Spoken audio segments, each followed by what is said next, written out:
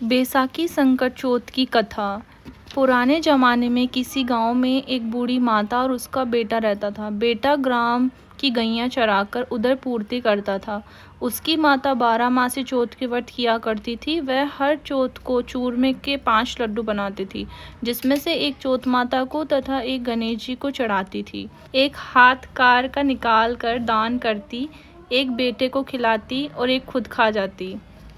एक बार किसी ने बेटे को भड़का दिया कि तेरी माँ चूरमे के कई लड्डू बनाती है, पर तुझे केवल एक ही लड्डू देती है। शेष सारे लड्डू वह स्वयं खा जाती है, बाकी तुझे ठंडी बासी रोटी देती है। लड़का ये सुनकर भड़क गया कि माँ, तू तो चूरमा खाती है और मुझे हर चौथ को सिर्फ एक लड्डू और बासी रोटी सब्जी खिलाती है। ठंडी बासी रोटी खाकर मुझसे गैया नहीं चराई जाती, इसलिए तू ये व्रत करना ही छोड़ दे। माँ ने कहा, बेटा, मैं तो चौथ का व्रत तेरी सुख शांति के लिए करती हूँ। मैं चौथ का व्रत नहीं छोड़ सकती। इस पर बेटा विदेश जाने लगा तो माँ बोली, बेटा, यदि तू विदेश ही जा रहा है तो ये माता के आंखें तो अपने साथ लेता जा। तेरे पर कोई भी संकट आ जावे तो चौथ माता का नाम लेकर इन्हें पोड़ देना, संकट टल जावेगा। लड़का उन आंखों को लेकर विदेश चला गया। रास्ते में एक बड़ी नदी आगे आई। उसे पार करने का कोई साधन नहीं देखकर वह घबराया। तुरंत उसे माँ की बात याद आई। उसने वह आंखें निकाले और चौथ माता का नाम लेकर पुर दिए। चौथ माता की कृपा से फौरन ही नदी का पानी दोनों तरफ बटकर रास्ता निकल आया। आगे चलकर उसे एक भयंकर जंगल से गुजरना पड़ा। वहाँ भी वह रास्ता भटक गया। वहाँ भी उसने आंखें पुरकर कहा, हे चौथ माता, यदि तू सच्ची है तो मुझे रास्ता दिखा। इतना कहना ही था कि उसे रास्ता मिल गया। आगे चलकर वह एक नगर में जा पहुँचा। उस राजा के यहाँ रोजाना बर्तन में एक आहाव पकता था, और वह आहाव भी तब पकता था जबकि एक आदमी की बलि दी जाती थी, यानी एक आदमी को बर्तन के साथ चिनकर आग लगवा देते थे। उस लड़के ने वहां जाकर देखा कि एक घर में एक बुढ़िया चक्की चलाकर आटा पीस रही है और रोती जा रही है। उस लड़के ने उससे पूछा, माता, तुझे क्या दुख है जो तू रो रही है? बुढ़िया बोली, बेटा, मेरे एक ही पुत्र है और कल ही राजा उसे बर्तन पकाने वाले आहाव में छीनकर आग लगवा देगा।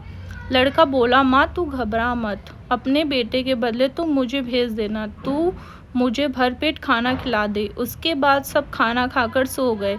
दूसरे दिन राजा का बुलावा आया तो डोकरी ने उस लड़के को उसके साथ भेज दिया।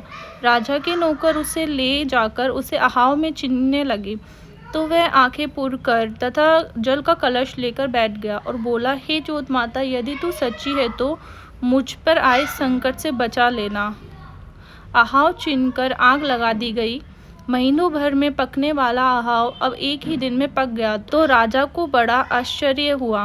वह खुद देखने आया। राजा के नौकर आहाव के कलश को उतारने लगे तो अंदर से आवाज आई कि भाई, बर्तन धीरे धीरे उतारो, अंदर मैं हूँ।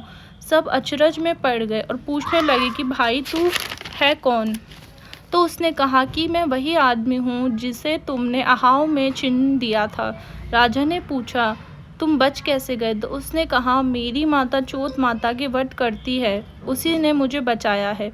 तब राजा ने 2 घोड़े मंगाए। एक घोड़े पर खुद बैठ गया और दूसरे पर लड़कों को बैठाकर उसके हाथ पैर में जंजीर बांधकर कहा, यदि यह तेरी जंजीर खुलकर मेरे हाथ पैरों में आ जाए तो मैं तेरी चौथ माता को सच्ची मानूंगा। लड़के ने फिर आंखें पुरकर कहा कि हे चौथ माता, तू ही रक्षा कर। इतना कहना ही था कि उसकी जंजीरें खुलकर राजा के हाथ पैरों में जा गिरी।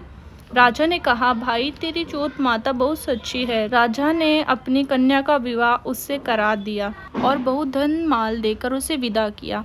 अब वे दोनों वर वधू अपने गांव के पास पहुंचे तो लोगों ने जाकर बुढ़िया को खुशखबरी दी कि तेरे बेटे बहू आ रहे हैं। तो वह बोली, भाई, मेरे भाग्य में बेटे बहू कहाँ हैं? वह ऐसा कह ही रही थी कि दोनों बेटा बहू आकर उसके पैरों में पड़ गए। बेटे ने कहा कि हे माता, यह तेरी चौथ माता की कृपा है। जिसके बाद उसने सारे नगर में ढिंढोरा पिटवा दिया कि सब चौथ माता का व्रत किया करे। हो सके तो पूरी 12 महीने की चौथ करे, और 12 ना कर सके तो 4 तो ज़रूर ही करे। बोलो चौथ माता की जय। आशा करती हूँ आपको ये कहानी पसंद आई होगी। अगर पसंद आई हो तो लाइक करें, शेयर करें, सब्सक्राइब करें चैनल को। धन्यवाद।